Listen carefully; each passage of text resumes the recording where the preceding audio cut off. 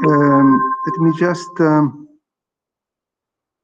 remind you, tomorrow I will have the lesson at the same time as today. We exchanged, me and Mauro Moretti, we exchanged our lessons. Okay, so today I want to discuss with you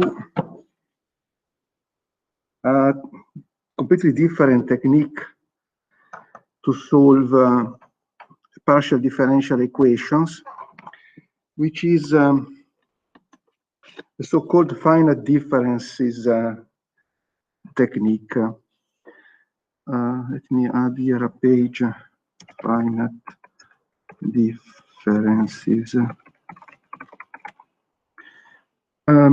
This technique that we are going to discuss is a rather general technique, and it can be used to solve not only the equation of waves, as we are going to do now, but also the equation of diffusion, for instance. There are some pros and cons concerning using this technique and the finite elements technique. To put it simple, when we use the finite elements technique, as you recall, the result that we obtain is a function as a solution of our equation, in the sense that we expand the solution on a certain basis. For simplicity, we have chosen that basis made of linear piecewise functions. But after we know, if we need, the value of a solution in whatever point, without the need of any other calculation. While with the technique that we are going to discuss today, these finite differences, we are explicitly obtaining the solution, but on a grid. We will know the solution, but only on discretized set of points in space and time. Of course, once we have obtained that solution, it is always possible to interpolate. The main differences are when you go to more than one dimension in space, because if you use the finite element technique, at that point you have already, as I said, your function, and you don't need to think which can be the best way of interpolating the solution. While if you have solved the equation with the finite differences, you have to decide at a certain moment how to interpolate in more than one dimension. That can be relatively complicated. The two techniques are both valid, and they are both used in practice in calculations. So we are discussing today this finite difference technique in association with the equation of waves, but you can use it as well for the equation of diffusion, or for the time-independent problem, the equation of Laplace. So, what is this finite difference technique? You recall that quite a few lessons ago, we discussed how to evaluate numerically derivatives. And as you probably recall, there are several approximation schemes to evaluate numerically a derivative. And again, here for simplicity, we are considering time plus one space dimension, but this can be generalized to more than one space dimension. So, as you recall, suppose that we are taking the derivative of a function that depends only on one variable, or a partial derivative respect to one of these variables. And there are several approximation schemes, but numerically, when it is possible to apply, the best of the approximation schemes corresponds to the so-called central difference. That means that we approximate this derivative by computing the function in some point x plus delta x minus phi of x minus delta x divided twice delta x. And if you check back, we discussed the fact that this approximation here provides an error to the derivative that scales with delta x squared, which is, of course, much better than other approximations which are not symmetric, like this one, where the error scales linearly with delta x. So the idea is to discretize on a grid all the derivatives that appear in our partial differential equation. So both the derivative with respect to space and respect to time, both the first order derivatives and the second order derivatives. So for the second order derivatives, I think we discussed this time ago, there is a similar approximation that also provides an error which is of the order of delta x squared, and the approximation is the following.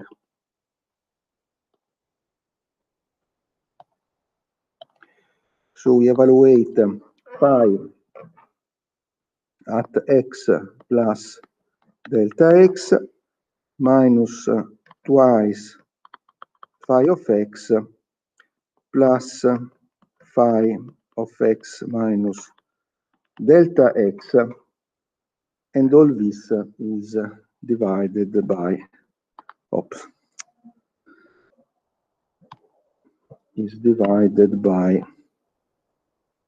delta x squared.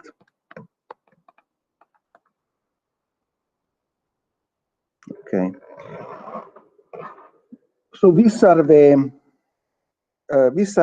both approximation to the derivative containing error which scales as a delta square. So what we are going to do is to rewrite systematically our derivatives in the differential equation using this approximation. So let's concentrate on the equation of waves, and in particular, let's say to the following equation. Second derivative of u respect to time minus c square second derivative of u respect to space equal to some function f of x and t. And as usual, we have to impose boundary conditions and two initial conditions. So the two initial conditions are of the form u of x and 0, let's say, equal to psi of x, this is a 0. And similarly for the derivative, so we have the u over dt evaluated at x 0 is equal to gamma of x. So these are our two initial conditions. The value of a function at t equals 0 and the value of the derivative, the velocity in certain cases, also evaluated at t equal to 0.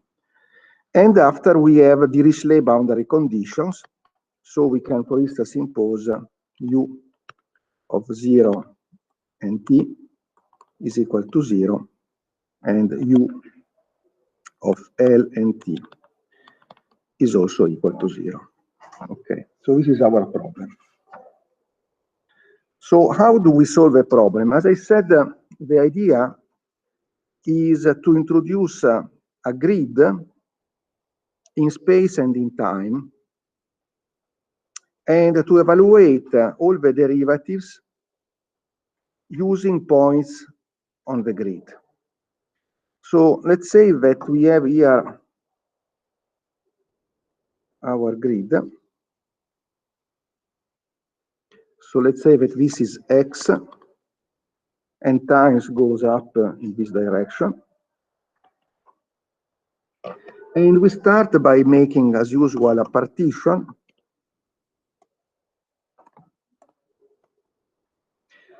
And these points here will be our usual xi points. So these xi points, this will be, of course, x0, and this in our case is 0, and this xl is some x. Since we have two maximum indexes, let's use the notation of the book that calls this maximum index for the space, calls it k. It's a little bit a strange choice because in general k is one of these running indexes, but okay. So k is the maximum index for the x, okay. And suppose that we have made, for instance, a partition of the space which is uniform. So this means essentially that xi would be just equal to I times delta x. Okay. And of course, delta x at that point is equal to L divided by k. And similarly, we do concerning space. So let me just do this, maybe clarifies better.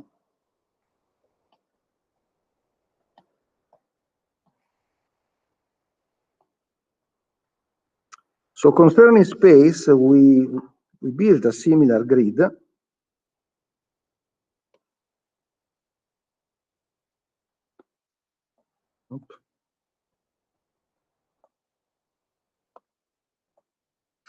Okay, and let's call J. So I is the index associated with space, and let's say that J is the index associated with time. And this index will start from 0. We will, for instance, introduce some times with a delta t, and we want to solve the problem giving the initial values at t equal to 0 up to a final value that we call tf, and let's call n the maximum index for the time, and therefore what we get is that delta t is the final time tf divided by n, similarly to what we had for the space. Okay, and similarly we have that tj will be equal to j times delta t. Okay, so this is our grid. Notice that the boundary conditions that we have written essentially indicates that we know whatever happen here, here, here, here, and here, here, here, here. While the initial conditions indicate that we know the solution, so to say, the function here, But since this equation of waves is second order in time, we also know the derivative of a function along this, along these points, through these points. Okay, so the idea is that we know what happens essentially here. We know the initial values, including also, as I said, the first derivative, and we will get the solution moving forward in time. Okay, so this is also a way for characterizing problems like the problem of waves or the problem of diffusion respect to solving the equation of Laplace.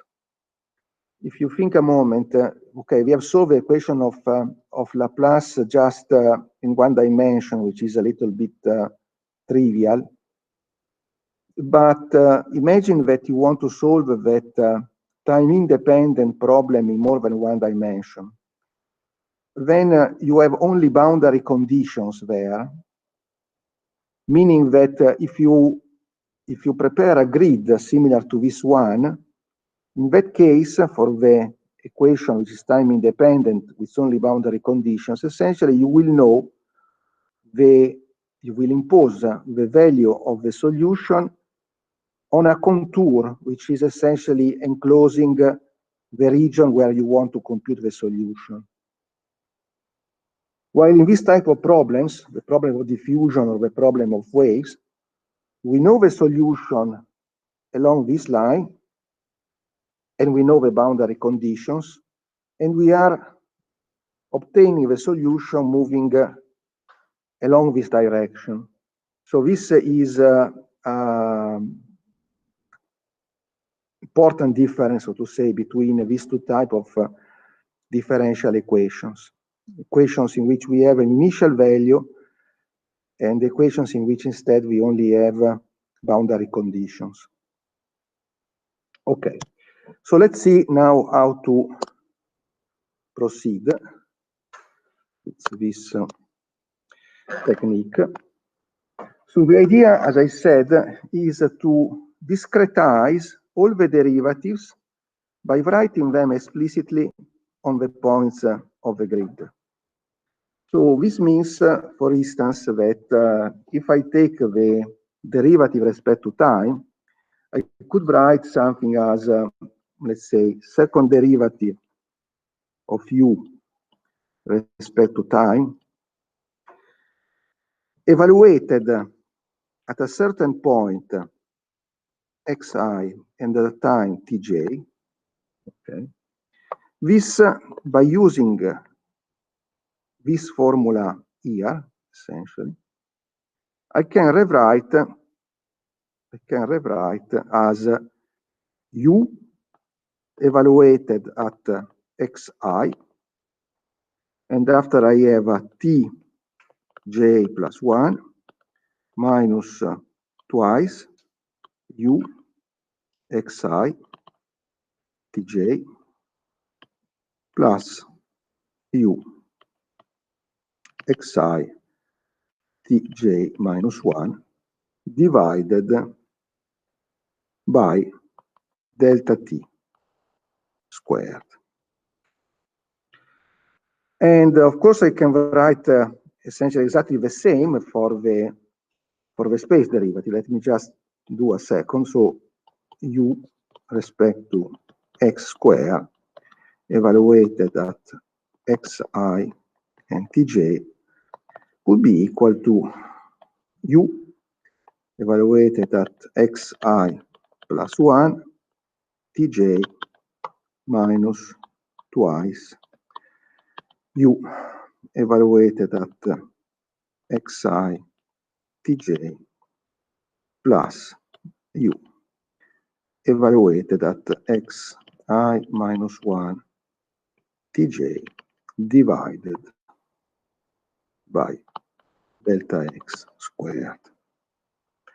So we systematically substitute was do approximation inside this derivative and this derivative for each of the points of the grid. So, as I said, we are essentially obtaining the value of the solution on each of the points of the grid. So we are not obtaining a continuous function, we are just obtaining a discretized set of values. So we can, for instance, introduce a notation. The notation can be the following. Let's say u of xi tj, let's call this uij in the following way, uij, okay? So what we are going to determine are all these uij. So you can substitute, of course, in the previous formula, and I mean, for instance, you get something like this for your equation. You get, so we have the second derivative respect to time. So we get something, let's say, as uij plus 1 minus twice uij plus uij minus 1 divided by delta t squared. And this is the second derivative respect to time, minus c squared. And here we have uij plus 1, and writing the second derivative respect to space, j, minus twice uij plus uij minus 1 j divided by delta x squared, and this is equal to f of xi tj. Okay, so what we have done is essentially to rewrite our partial differential equation as a set of rules that we are trying to use in order to evaluate the solution on all the points of this grid, knowing what happens along this line, which corresponds to the initial time, and along these other two lines that correspond to the boundary conditions. Okay. So we know, as I said, we can use these equations to determine the value of a solution inside. Okay. So if we look back to the notation here, x0 was the left boundary condition was 0, and xk was the right boundary condition. So we need to find the solution for xi running from 1 up to k minus 1. So we use this equation here for I running, okay, 1, you will see that there is after, at the moment, a little problem, but for a moment, let me write it, k minus 1. And concerning j, is similar. It will go from 1 and, let's say, n minus 1. Okay. So we want to use these equations to determine the points on the grid, which are the solution of the grid for all these values of I. Let me still examine a little more in detail what we are really doing. So, sorry, and we have to supply, of course, the initial values and the boundary conditions on the points on the grid. So for instance, the boundary conditions, you recall, are Dirichlet boundary conditions, and they are imposed for I equal to 0 and for I equal to k.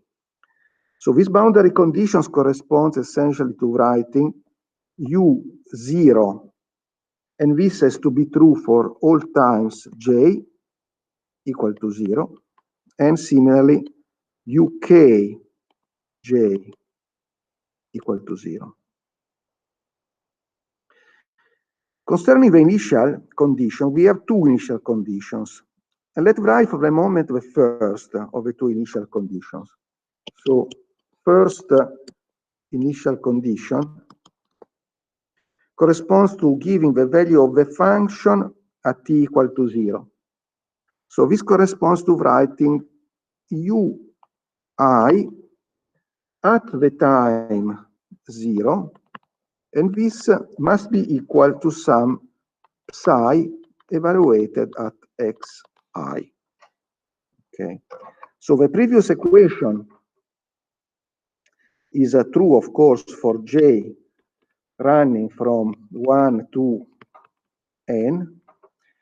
And the second condition, so we don't include in these two boundary conditions j equal to 0 because it's provided, the time equals 0 is provided by the initial condition. So here instead we have this index I, which is running from, let's say, 0, 1 up to k, because we want to give also the values here and here. Okay, we need to give also these values. So at this point, we can try to find in concrete how to use this equation to determine the solution at the next time. So suppose that we have obtained, suppose that we know the solution at the time j, and we want to compute the solution at the time j plus 1. Okay. So notice one thing, that this relation here is our, how to say, master equation, relates, because the equation is second order in time, relates the value of a solution at times j plus 1, not only with the value of a solution at the time j, but also with the value of a solution at the time j minus 1. So we need to know the solution one step behind and two steps behind in time. Okay. But of course, in principle, this can be done. We will see that there is only one little problem, but let's for a moment proceed ignoring that little problem. So we can just try to invert this equation here, and I can write ui j plus 1 in terms of everything else. Okay, it's just a matter of multiplying and etc. So if I do this, I can obtain ui j plus 1, and this is equal, let me copy this expression, is twice, and I have here 1 minus c squared delta t squared divided delta x squared, and this contains uij minus ui j minus 1 plus c squared delta t squared divided delta x squared, and this contains ui minus 1 j plus ui plus 1 j plus delta t squared, the function.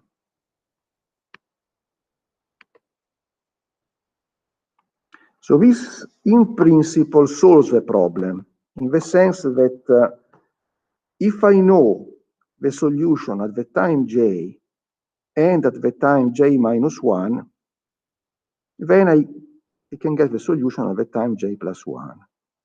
Let me make a little drawing because maybe it clarifies.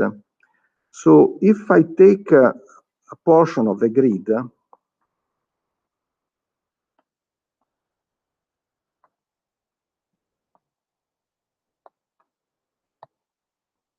and so imagine that I want to know now, so this is time, which is the index j, and this is space, which is the index I, and I want to evaluate, let's say, the solution here.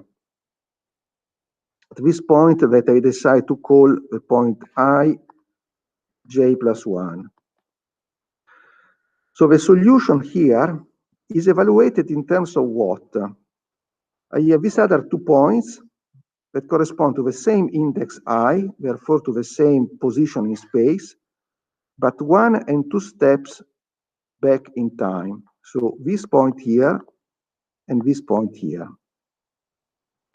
And after I need to know these other 2 points here that instead correspond. So this is the line j plus 1, okay? This is j plus 1, this is j minus 1.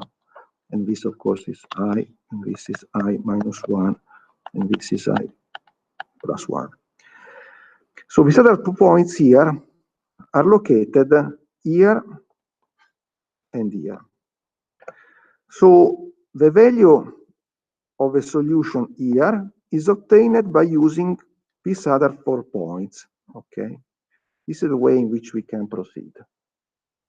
So in principle, this is perfectly well defined.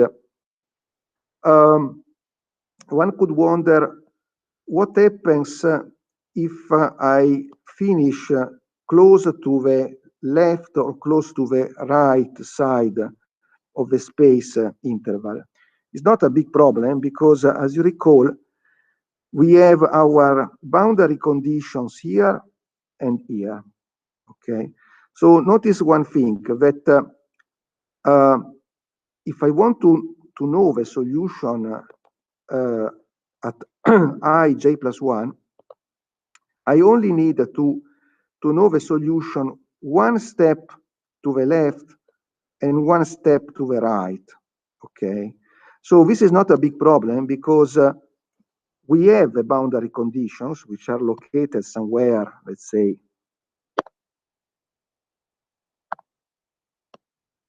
here and here. So the moment in which we want to know, for instance, what happens in this point here,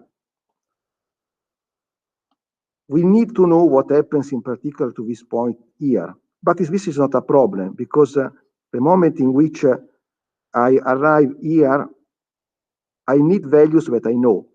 These are the values that correspond to the boundary condition, and I know that the solution here is 0. And similarly, on the other side, the moment in which I want to know the solution located here, I need to know the solution here, but this I know. So there is not really a problem concerning what happens in space. There is a little problem concerning what happens in time. Why is that? So suppose that we want to know what happens to the solution after the first step. So suppose that we want to know the solution U1 I. Okay. Recall that what we know are the boundary conditions that corresponds to knowing the U for whatever index j for I equal to 0 and for I equal to k. And we know 2 initial conditions.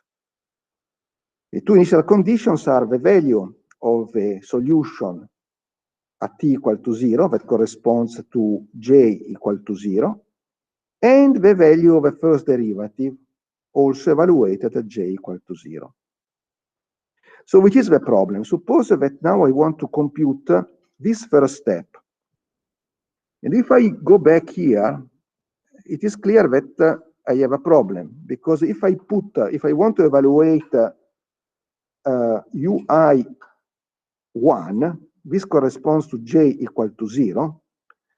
And okay, here I need UI 0, and it's fine, because UI 0 is nothing but the initial condition that is psi of xi.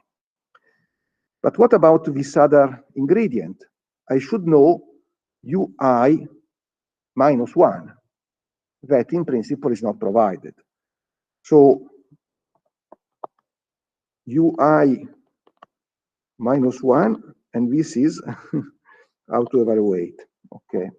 Well, up to now, we have not yet used the second initial condition. The second initial condition was the value of the derivative evaluated at t equal to 0. So you recall is this function gamma of x. We have already assumed to know the value of the solution at t equal to 0, but we have not yet used this. Okay, so this is where we are going, the moment in which we are going to use this other information. So what can we do? We know the value of the derivative at t equal to 0. So this means that in principle, we can write that derivative using this discretized and symmetric form. So let's write something like this. Let's write that gamma of xi, which is, of course, the derivative of u respect to time, evaluated at xi and at time t equal to 0. This we approximate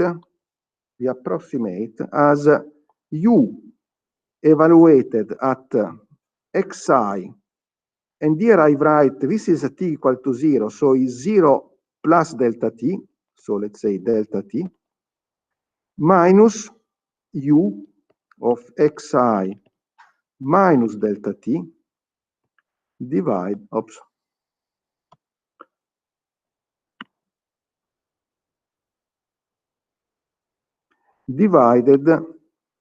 twice delta t. So this means, of course, this quantity here can be rewritten as u I, and this is the first delta t, which is our 1, minus ui minus 1 divided by twice delta t. So from this formula, we can obtain an estimate of what can be ui minus 1, which is what was needed. Ui minus 1 can be written as ui1 from here minus twice delta t gamma of xi.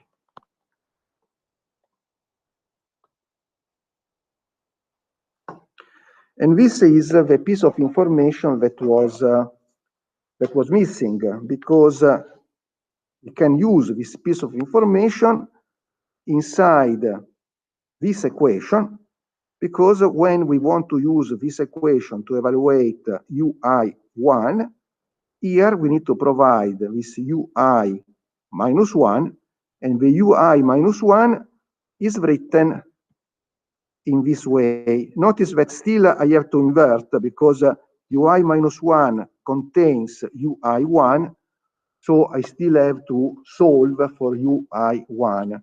Let me write this expression, because there are some misprints on the book, so at least you have the expression which is correct.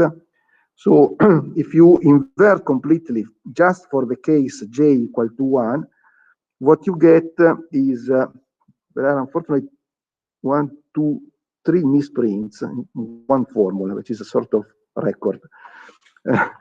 And it is ui1 is equal to 1 minus c square delta t squared divided by delta x squared, and this was the first misprint, psi of xi plus delta t, and after you have a gamma of xi plus c square delta t squared divided by twice delta x squared. This was the second misprint. And here you have psi of xi minus 1 plus psi of xi plus 1, and this was the third misprint, plus delta 1/2 delta t squared. And finally, you have f of xi and 0. Okay, so this should be correct. So this essentially solves completely the problem, because at that point we can evaluate the solution at each of the next time steps, including the first, where we needed to use the value of gamma, which was the derivative respect to time of the solution at t equal to 0.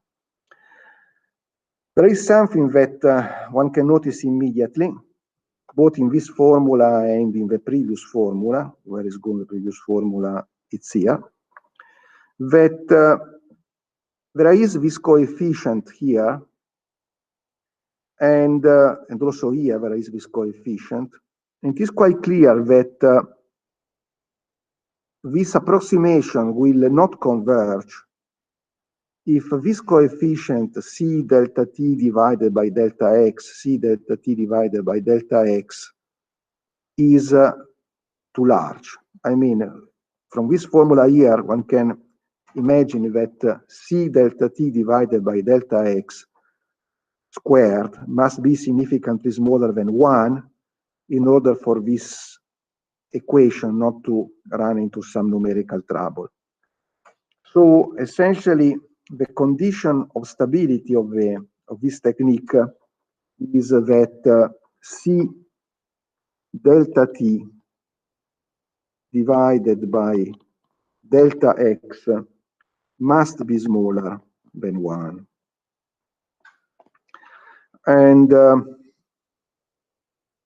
so this means that delta t cannot be too large.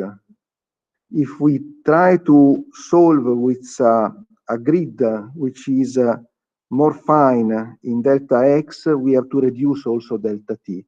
You recall that there was a similar problem, so to say, also when we were solving using the finite elements technique. Also there was a certain moment, a relation telling that we could not refine too much. Also there, in a sense, we have agreed because we were building our functions based on a grid in space, okay? And after we were solving differential the ordinary differential equations in time, and also there, if we wanted to get a very fine solution in X, we needed to refine the grid in time. So these conditions are more or less always appearing. You cannot obtain, if you put many points on the x-axis, you have to put many points also on the time axis. In this case, at least this relation is linear. In the equation of diffusion is quadratic, okay, and the reason is always linked to the fact that that problem is stiff concerning the time evolution. Okay, fine. Okay, so maybe already tomorrow we will have a look to some numerical implementation of this. I was hoping really today to provide you some numerical example, but I got completely stuck. I must admit it's a problem. I struggled most of the night in trying to fix it, and I failed miserably. So I hope that today I will fix it, and tomorrow I show you. Okay. Okay. So instead of showing you some numerical example that at the moment is not really running properly, let's discuss instead another important point concerning equations of waves respect to equation of diffusion. It's a problem that in part we have already discussed. So we want to discuss which is the difference between the equation of waves and the equation of diffusion. Let me add a page here. Let me call this waves versus diffusion. Okay. So, which is what I want to tell essentially is the following. When you discussed, for instance, the Schrödinger equation, I am sure that at a certain moment you discussed how to obtain, if it's possible to obtain solutions of the equation that corresponds to a propagation back in time. And you recall that there is a problem there because the equation of Schrödinger contains an I in front of the time, so you have to put a complex conjugated and blah, blah, and blah, blah. So the typical answer that you get to the question, is it possible to solve the equation of Schrödinger back in time? The answer is, yeah, but I have to be careful. I have to put some complex conjugated and etc. Here we are going to discuss a similar problem, meaning, is it possible to solve either the equation of diffusion or the equation of waves instead of moving forward in time, going backward in time? But this type of problem, so to say, contains two sub-problems. One is the relatively trivial problem that you have already met when discussing the backward evolution in time of the Schrödinger equation, meaning which is the relation between the solution forward in time and the solution backward in time. And okay, this is a problem. But here we will meet a second problem, which is instead connected, if you like, with thermodynamics, and which increase of the entropy and losses of information. And this is the real interesting part, in the sense that the real reason why we cannot obtain a solution backward in time to the equation of diffusion is not that we have to use another equation that would be really quite trivial, but that we are not able to fix the final conditions in a way that when we try to evolve back in time, the solution remains finite. And okay, this is what I'm going to discuss now. So let's start from the case in which it is trivial to get the solution backward in time, which is the case of the equation of waves. So in the case of the equation of waves, so the equation of waves is the one that we were just discussing, okay? So let me just rewrite for a second. So the equation of, okay, whatever. The equation of waves is this one, second derivative of, let's say, v respect to time minus c square second derivative of u respect to x square equal to sum f of x and t. Okay, and typically we have solved this equation moving forward in time, meaning that we know the solution at some, sorry, this is a v, not a u. Also here I wrote, okay, also here I wrote u instead is v, okay.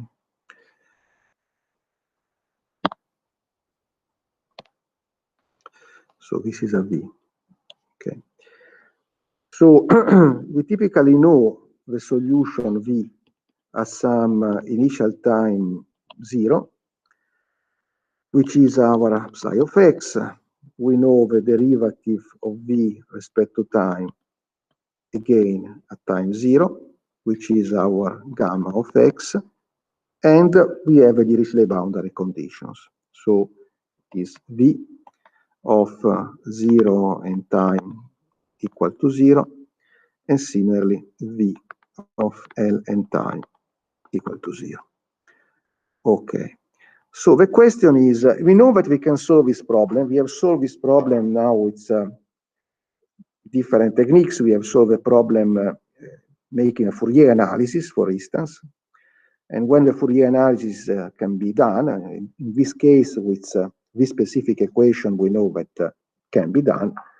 We have explicitly computed the solution of this problem that corresponds to evolution forward in time. So let's first formulate the problem of an evolution backward in time. So let's write the following equation. It's totally similar. Let's call this u. So we have second derivative of u respect to time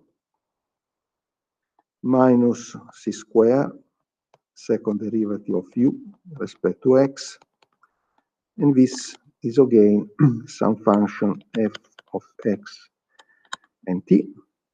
Okay. Just here, maybe let's call this function instead of f, because I use f now, let's call this function g, just to give a different name, maybe. Okay. It doesn't really matter, but just. Okay, so we want to write the similar equation, but for a backward evolution in time. So this means that I don't give initial conditions, but I give final conditions. So let's say that I give u of x and some final time t, which is equal to psi of x. And similarly, I write that the u over the t evaluated at final time t is our, we changed the name here, why? Okay, gamma of x, doesn't matter.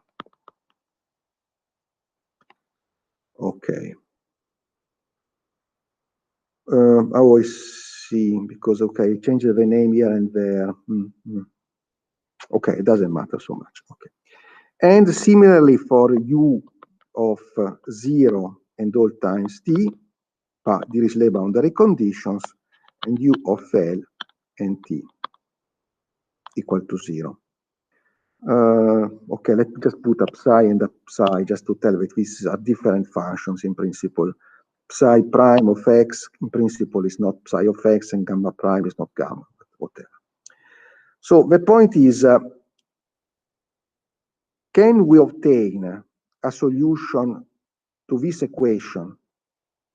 Are we sure that there is a solution to this equation? And the idea is, let's make this little transformation. Let's introduce a new function v of x and time, which is equal to u of x final time minus time. So what I am going to show is that this new function v satisfies an equation which is an equation with initial boundary conditions. So this means essentially that if I am looking for u, which satisfies the final boundary, sorry, not boundary, the initial conditions. If I'm looking for u, which satisfies the final time conditions, I can show that u is related to v, which satisfies initial conditions. And we know that the problem with initial conditions admits solutions. So by showing that we can relate in this way the solution backward in time and the solution forward in time, since we know that it exists a solution to the problem forward in time, we know that it exists a solution to the problem backward in time. So let's do this more explicitly. So why we have done this little, because now it is trivial to substitute into our equation and to transform the equation in U into an equation in V. Because, for instance, let's say, if I take the derivative of V respect to time, because of this minus sign here, what I get, so this depends on x and time, because of this minus sign here, what I get is minus the derivative of U respect to time, x t minus time. But in our equation, there is the second derivative respect to time. Therefore, if I write second derivative of v of x and t respect to time, what I get, I have to differentiate again, so I get a plus second derivative of u x t minus t. So because it's second derivative in time, I don't get any minus sign here. Okay. If I substitute here the relation between u and v, I don't get any change in sign. Concerning the derivative respect to space, it is trivial because, of course, it's completely irrelevant if I write t or if I write final time minus t. And concerning the boundary conditions again is trivial. Concerning the initial conditions, I just have to rewrite. So, for instance, if I use this relation, in this relation I can read that v of x and t equal to 0 from here is also equal to u of x and big T, the final. And I have assumed to know this u of x and t. So the u of x and t was given here was psi of x. What about the other condition, the initial condition, the condition in which I have a derivative respect to time? So if I evaluate the derivative of v respect to time, x t equal to 0, this time, because of this relation here, I get a minus sign. So I get a minus the derivative of u respect to time evaluated at x and t. And this is what I was calling gamma of x with a minus sign. So minus gamma of x. So summarize. Concerning the equation by itself, I don't get any minus sign, anything different if I go from u to v, making this transformation. So I can substitute here and I just get the same equation. Of course, here I will have to write instead of t minus t.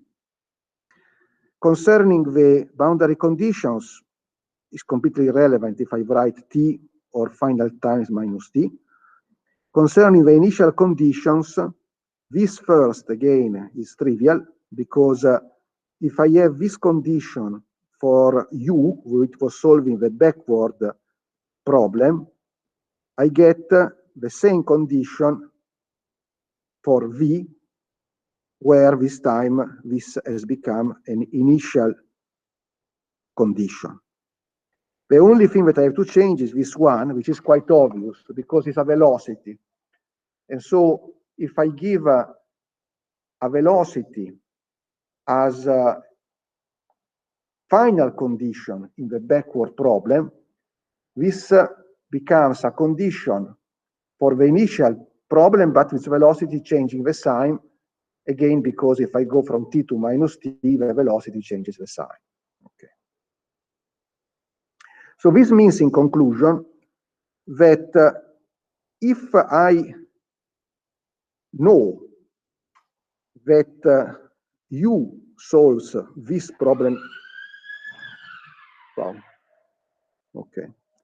If I know that u solves this problem here, I also know that v satisfies another problem, and the other problem is this one, is second derivative of v respect to time minus c square, second derivative of v respect to x square, equal to f of x t minus t, with initial condition v of x and 0 still equal to our psi of x, but the derivative of v respect to time, the other initial condition of x and 0, is equal to minus gamma of x. And concerning the boundary condition, there is no difference.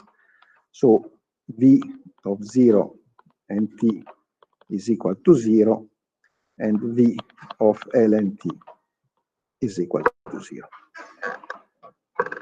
This, in front of us, is an equation with initial conditions, and we are solving this equation forward in time. So we have just shown that these two equations, the equation of the solution, the equation corresponding to the propagation backward in time, and the equation of the propagation forward in time, are directly linked.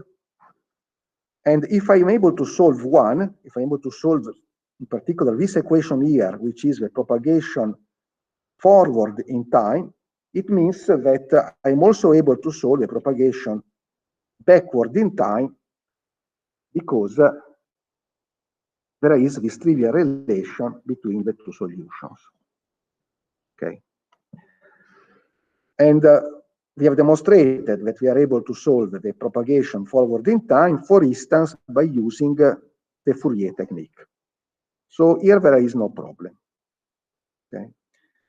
And recall also that what we are going, I mean, the difference respect to the equation of diffusion is that in the equation of waves that we have considered now, the Fourier solution will provide some time dependence of the coefficients, and typically, as you recall, they are periodic functions of time. In fact, we can even find a period such that when we compute the solution after that period, the wave goes back to the initial condition. So we have a sort of periodicity in the solution. Okay, let's now compare with what happens in the case of the equation of diffusion. So there is one difference which is quite obvious. And the difference is that in the case of equation of diffusion, we don't have a second order derivative, but we have a first order derivative. So this means that when we try to relate the solution of equation backward in time to the solution of equation forward in time, we have to change actually the sign in front of the first derivative. What does it mean? It means that if I try to solve the equation rho c du over dt minus k second derivative of u respect to x squared equal to f of x and t, and I want to solve this equation backward in time, so I know u of x t equal to some function whatever phi of x, and this is first order in time, so I only need to give one final condition plus the Dirichlet conditions, so u of 0 and t equal to 0, u of L and t equal to 0. So now I try to write, as before, the relation v of x and t equal to u of x and t minus t. But this time, the equation that is satisfied by v is not really the equation of a propagation forward in time that we have been solving in the past. Because of that minus sign, this v satisfies the following equation: minus rho c, derivative of v respect to time, minus k, second derivative of v respect to x squared, equal to f of x t minus t. And, okay, we'll have condition v of x and 0 equal to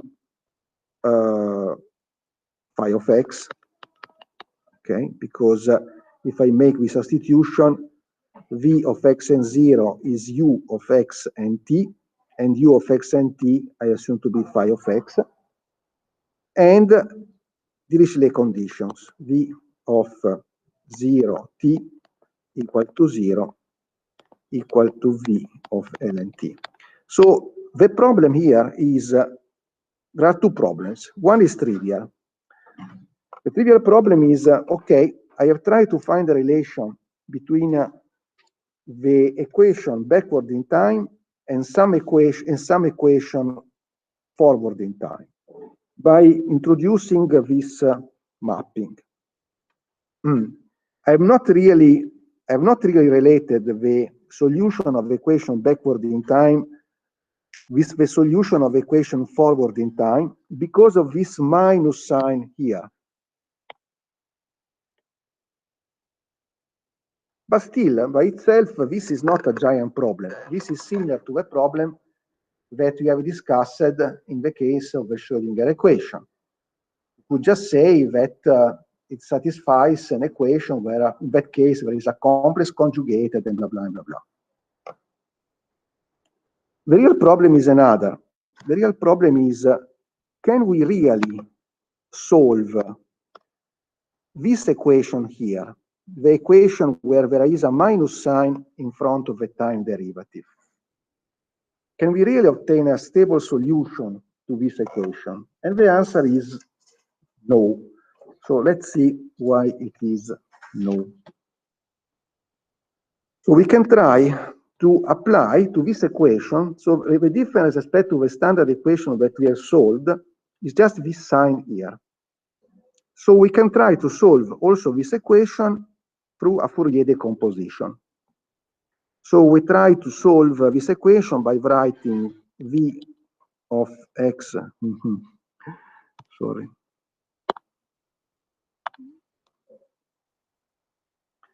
v of x and t equal to a sum from 1 to infinity of coefficients an of t, sinus of n pi x divided by L.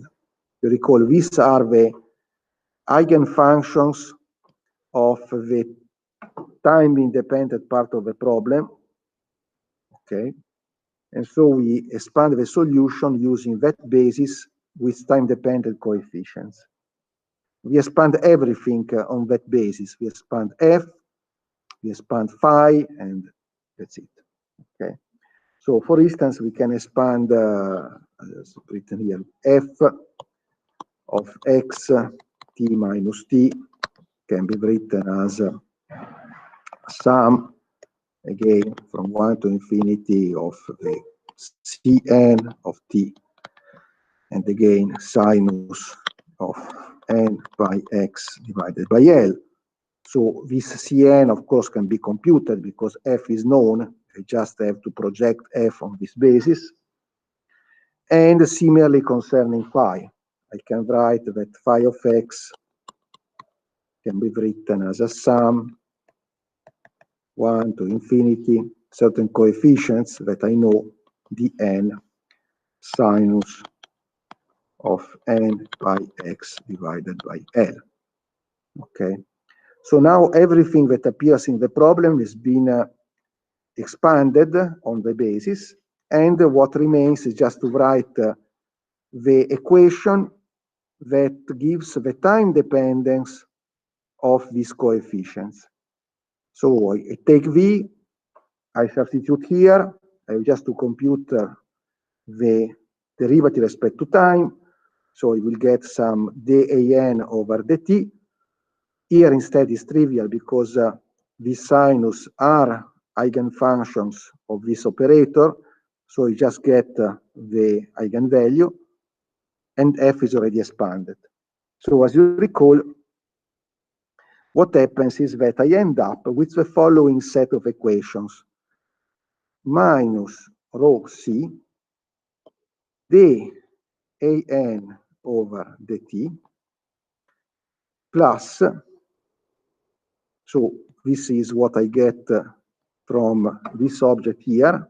Okay, now I have a plus because the differential operator is minus second derivative respect to space, so it's plus k times the eigenvalues, so it's plus k n pi over L squared an, and this is equal to the expansion of f, which is some Cn of t, with initial conditions which are an of 0 equal to dn. So this is, let me recall what we are doing. So we are trying to relate our equation backward in time for the diffusion equation, so an equation where we solve the diffusion equation but giving some final condition instead of initial. And to try to see if there is a solution, we said, okay, let's try to remap it into a problem forward in time. But we discovered that, yes, we can do, but it corresponds to the problem with a minus sign in front of this time derivative. So the question is, this equation here, can we solve using Fourier? And is the solution stable? We can solve this Fourier, but the solution we see immediately that is not stable, because we get a solution which is written already here, okay? But let's provide a little example. Suppose, for instance, for simplicity, that f of x and t is equal to 0. If f of x and t is equal to 0, this implies, of course, that the Cn are equal to 0. And so it is trivial to solve this equation, because, of course, this equation just provides the exponentials. You recall this corresponds to a simple situation in which we do not have, so to say, a external source of heat or whatever. Okay.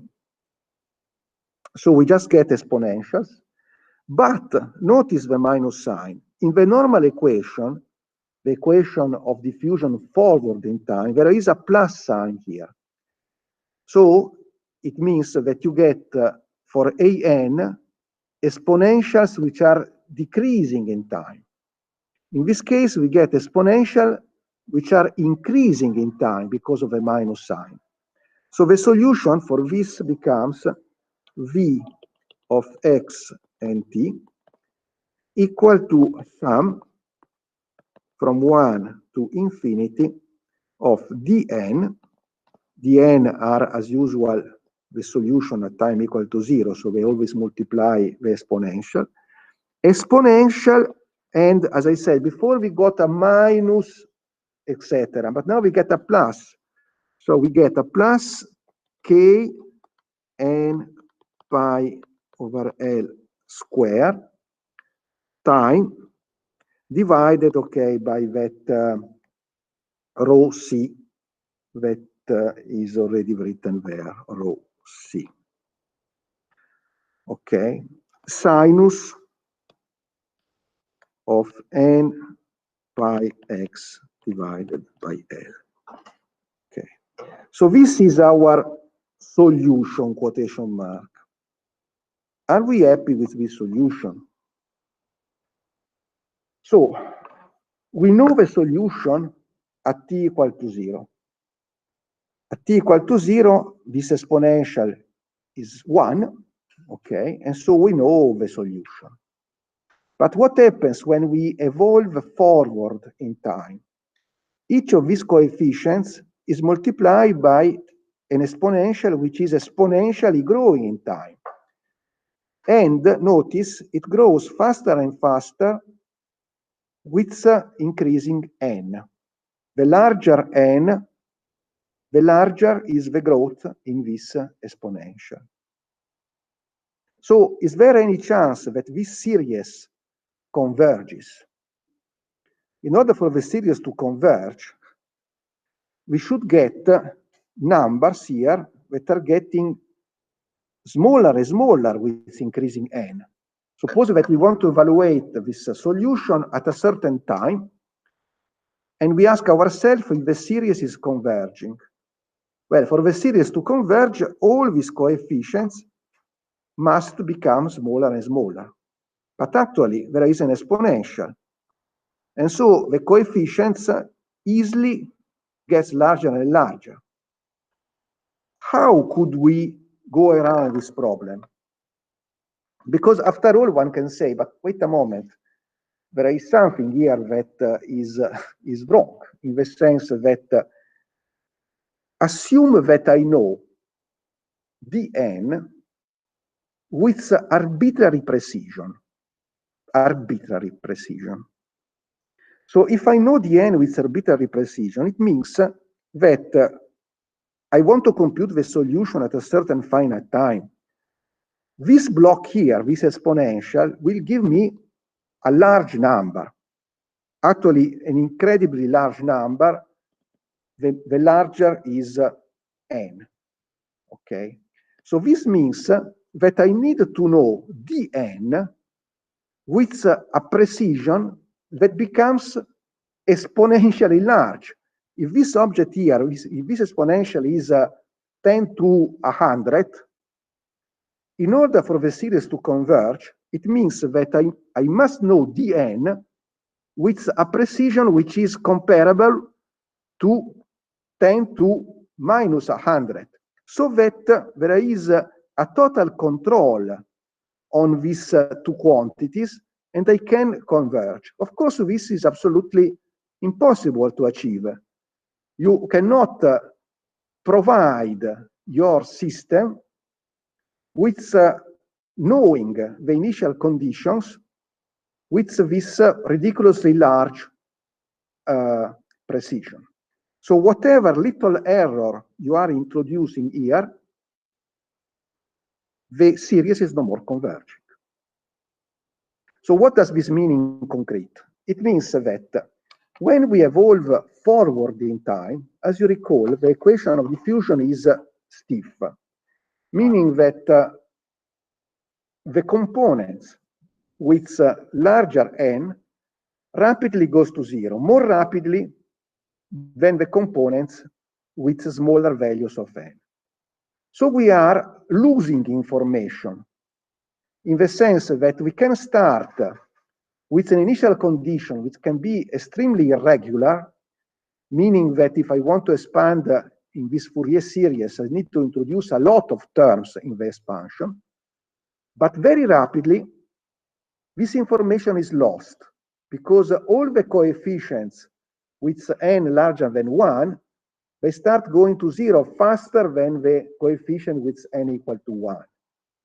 So suppose that I is a temperature, is heat diffusing, and U is a temperature. I have a thermometer, and I measure my temperature at a finite time with whatever precision you like, okay?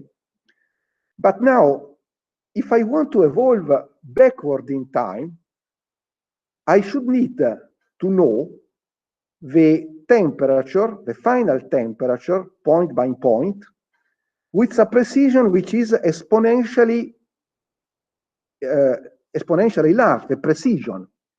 Because whatever little error I introduce in my estimate of the final temperature becomes an error in the dn, and now the dn I evolve forward in time, but with an exponential growing factor.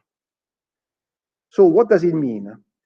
The equation of diffusion is an equation in which typically I am losing information. If you like, if you think to the relation between information and entropy, I am increasing the entropy of the system.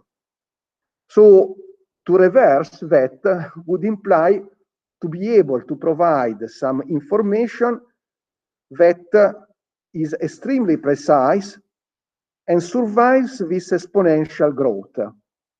But of course, it's not possible because you have lost this information in the forward evolution of the system.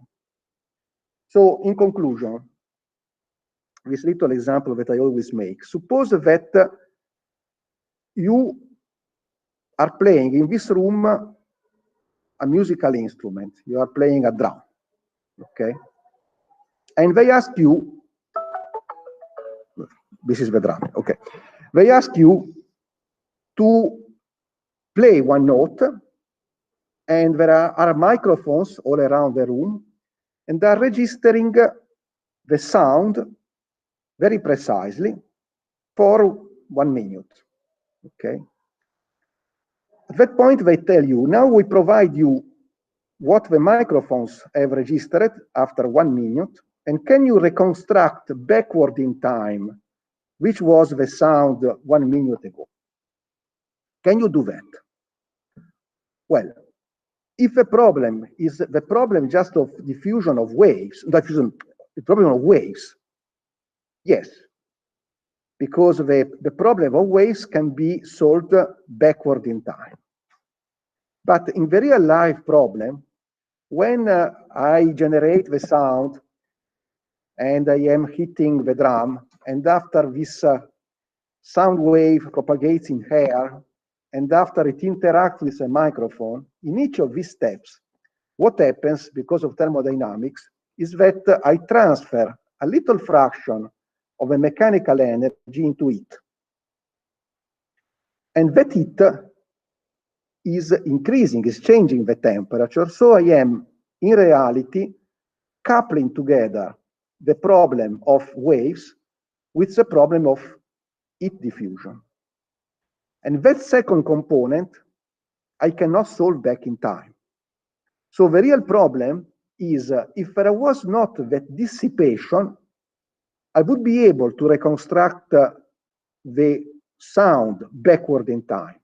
But since it couples, because of thermodynamics, with heat, I am transferring some part of my mechanical energy into heat. That part I cannot evolve backward in time. So I use information. Okay. Fine, that's it. You have questions about this? So notice this is sometimes, yeah, okay. This is, the question is, can you solve the equation of diffusion backward in time? And sometimes one is tempted to say, ah, no, because there is a minus sign. Yeah, there is a minus sign, but in principle, I can say, who cares? I just solve a slightly different equation, and that is my equation solving the problem backward in time. The real problem is, I think, much more interesting. The real problem is that that equation with a minus sign formally can be solved. I mean, mathematically, there is no problem in writing this and in writing a solution. But after, the problem is that this solution evolves with this increasing exponentials, and therefore, whatever little error I have in the dn, that here corresponds to what I know at the end, so my final temperature, this is exponentially emphasized by the evolution backward in time. And since I am not able to get this information with infinite precision, that is really why I cannot evolve backward in time. It's a problem of increase of entropy. I cannot decrease the entropy going from a system where I've lost information. I'm not able to recover the information that I have lost. Okay. Questions? Is okay from home?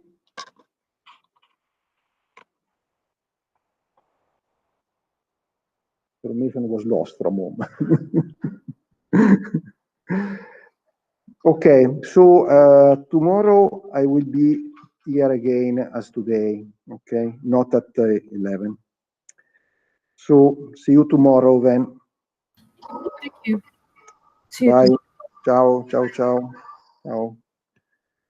Okay, so allora, dunque, stop sharing